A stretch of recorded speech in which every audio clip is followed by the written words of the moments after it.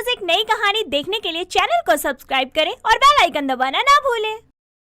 सुरेखा अपनी चौथी बहू कामनी और पांचवी बहू सलोनी के साथ छत पर बैठी होती है। तभी वहाँ सुरेखा की पड़ोसन मंगला आती है और सुरेखा से बोलती है, अरे सुरेखा, तूने सुना है? ऐसा क्या हो गया जो अब तक मैंने नहीं सुना और तुझे आकर मुझे बताने की जरूरत पड़ गई? ये जो वीर बाजार लगता है ना हमारे घर के पास, वहाँ पर साड़ियों की सेल लग रखी है। क्या साड़ियों की सेल? माँ जी हम भी चलते हैं ना साड़ियों की सेल में। मेरे पास साड़ी भी नहीं है कोई अच्छी सी, आप 3-4 साड़ी मुझे दिला ही देना सेल में से। कल ही तो जब आप मुझे कपड़े धोने के लिए साड़ी दिखा रही थी, मेरे सामने ही आपने कितनी साड़ी दिखाई थी ना, और अब आप बोल रही हो साड़ी नहीं है। हाँ ये तो है, सब माँ जी के आगे बोलना जरूरी था। माँ जी मुझे साड़ी दिलाने के लिए मान जाती, लेकिन तुम्हें बोलना था। अगर माँ जी ने मुझे साड़ी दिलाने से मना किया ना, तब देखना क्या करती हूँ। ये क्या बोल रही है तू? थोड़ा तेज बोल, हम भी तो सुने। क्या बोल रही है तू? नहीं माँ जी, मैं कुछ नहीं बोल रही हूँ। वैसे माँ जी सेल में हम भी चलते हैं ना। हाँ हाँ, पैसों को आग लगाना हो तो तू सबसे पहले आगे जाएगी। रहने दे, कोई जरूरत नहीं है सेल में जाने की। तो तेरी बहुओं के लिए कौन बोल रहा है कुछ लेने के लिए? मैं तो हम दोनों के लिए बोल रही हूँ, हम दोनों चलते हैं। सेल की बात सुनते ही सुरेखा की बहू कामनी के कान खड़े हो जाते हैं। लेकिन ये लालचीपना एक बहू में नहीं था, बल्कि सुरेखा की तीसरी बहू अंजलि, वो भी बहुत लालची ही थी। ऐसे ही एक दिन पांचों बहुएं, पहली बहू प्रेमा, दूसरी बहू वर्तिका, तीसरी बहू अंजलि, चौथी बहू कामनी और पांचवी बहू सलोनी शॉपिंग से घर वापस आती हैं। तभी धीरे से कामनी अंजलि से बोलती है, अंजलि दीदी, हम ना घर पर माँ जी को ज्यादा पैसे में शॉपिंग बताएंगे और कुछ पैसे अपने पास ही रख लेंगे ना। हम दोनों तो झूठ बोल देंगे, लेकिन बाकी के 3 ईमानदारी की मूर्ति जो है वो सच बोल देंगी ना। इन तीनों को जाते ही रसोई में भेज देंगे, फिर माँ जी से हम ही बात कर लेंगे ना। बाद में इन्हें बता देंगी कि माँ जी को हमने शॉपिंग का हिसाब दे दिया है। कामिनी की बात सुनकर अंजलि उसकी बात मान जाती है और पांचों घर में जैसे ही आती हैं, तो अंजलि और कामनी बहाने से बाकी तीनों बहुओं को काम में लगा देती हैं और खुद सुरेखा के पास जाकर बोलती हैं, माँ जी, क्या हुआ बहुओं, आ गई शॉपिंग से? बाकी की तीनों कहाँ हैं? माँ जी वो तीनों थक गई हैं, इसलिए कमरे में आराम करने चली गयी। माँ जी आपको क्या ही बताएं, महंगाई इतनी बढ़ गई है। अरे जो साड़ी पहले 500 में आती थी, वही अब 1200 में आ रही है। अरे इतने महंगे कपड़े लेने को किसने बोला था? सारे पैसे खत्म कर दिए तुम सबने। माँ जी हम तो यही सोच के गए थे कि कम पैसों में ही सारी शॉपिंग करेंगे। अब बताओ, जरूरी था तो लेना ही पड़ा ना।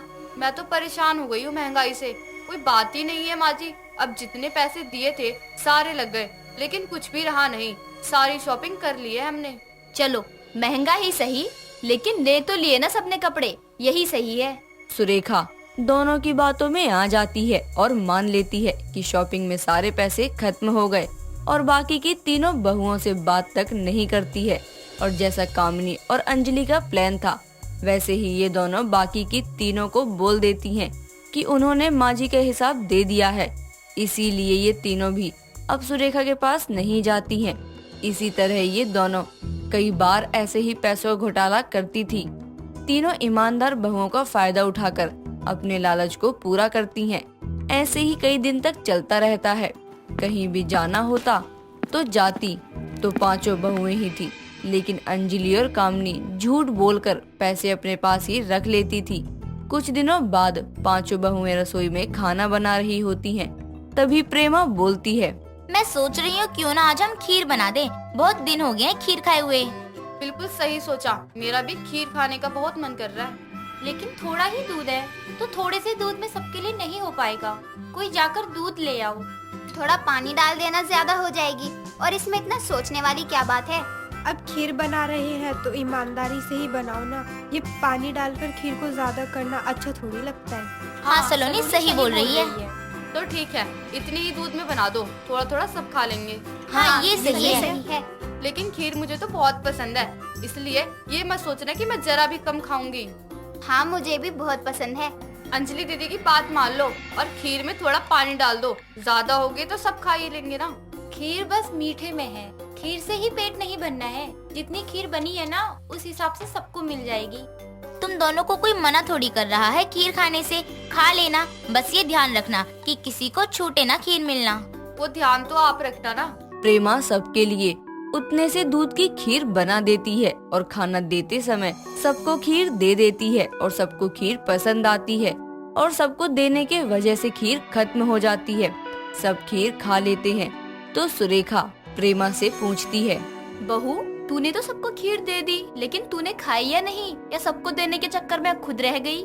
माँ जी वो और बन लो ईमानदार, मैं तो बोल रही थी ना कि थोड़ा पानी डालकर ज्यादा कर लो खीर को, लेकिन नहीं, आपको तो ईमानदार बनना था। आ गया खीर का स्वाद। बहू तुझे खीर खाने को नहीं मिली? माँ जी खत्म हो गई थी खीर, इसीलिए नहीं मिली, लेकिन कोई बात नहीं, खीर ही तो है, कभी और वापस बना लूंगी ना। जरूरी थोड़ी ना है कि आज ही खीर खाऊं, है ना। ये दोनों तो लालच के आगे कुछ देखती ही नहीं है। कामिनी बहू बहुत लालच है ना तेरे अंदर। जाकर अब रसोई का सारा काम कर, बर्तन धो और सब्जी भी साफ कर दियो। क्या माँ जी, मैं लेकिन अकेले कैसे? हाँ तो अपनी साथी अंजलि को भी ले जाना, और हाँ काम करने का भी लालच दिखा सारा काम हो जाना चाहिए, समझी तू? सुरेखा इतना बोलकर वहाँ से चली जाती है और रसोई का सारा काम अंजलि कामनी मिलकर करती हैं। ऐसे ही एक दिन मंगला और सुलेखा गली में खड़े होकर बात कर रहे होते हैं। तभी वहाँ सब्जी बेचने वाला आता है और सुरेखा के बोलने पर उसकी 5 बहुएं बाहर आ जाती हैं। तभी सुरेखा बोलती है, बहुओं घर में सब्जी खत्म हो गई है तो सब्जी ले लो। सब्जी तो मेरे भी घर में खत्म हो गई है, मैं भी ले लेती हूँ। भैया ये भिंडी कैसे दिए? 60 रुपए किलो भिंडी है, बताओ कितनी दूं? हाय हाय, कैसी लूट मचा रखी है, इतनी महंगी सब्जी दे रहे हो आप। अब क्या कर सकते हैं, हमें जिस दाम पे मिलेगी सब्जी उसी दाम पर तो बेचेंगे ना। दीदी क्या है इतनी महंगी सब्जी लेना, मैं तो बोलती हूँ यहाँ इतने लोगों में ये बिजी है, हम साइड से ही कुछ सब्जी रख लेते हैं ना। हाँ सही बोल रही हो तुम, जाओ एक काम करो, मैं सब्जी देती हूँ, तुम चुपचाप थैले में रखती जाओ। अब बातें ही मत करो और सब्जी भी ले लो। अब क्या महंगाई की वजह से खाना छोड़ देगा इंसान? अंजलि धीरे से सब्जियां चुरा कर कामनी को देने लगती है और ये सब करते हुए वर्तिका देख लेती है, लेकिन अपनी सास की इज्जत की वजह से वो चुप हो जाती है। पर ये सब सब्जी वाला भी देख लेता है और वो अंजलि को और देखते हुए बोलता है, आप साइड से सब्जियां क्यों चुरा रही हो मैडम? नहीं तो मैं कुछ नहीं ले रही हूँ। आप थैला दिखाओ। थैला क्यों दिखाना है, मैंने कुछ किया ही नहीं है। आप इतना ही सच बोल रही हो ना तो अपना थैला दिखा दो, दिखाओ ना। हाँ बहू थैला दिखा।